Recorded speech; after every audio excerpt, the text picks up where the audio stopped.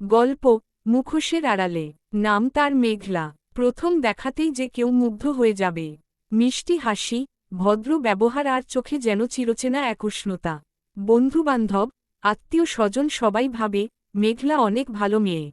কিন্তু মেঘলার একটা গোপন সত্য ছিল, সে কেবল তখনই কারো পাশে থাকত যখন তার কোনো প্রয়োজন থাকত। বিশ্ববিদ্যালয়ে পড়ার সময় সে নীলা নামের এক সাধারণ, শান্ত মেয়ের সঙ্গে বন্ধুত্ব করে। নীলা তাকে নিজের বোনের মতো ভালোবাসে। ক্লাসের নোট, প্রেজেন্টেশন, এমনকি টিউশনির টাকাও মাঝে মাঝে ধার দেয়। মেঘলা সব নেয়, কিন্তু বিনিময়ে কিছু দেয় না।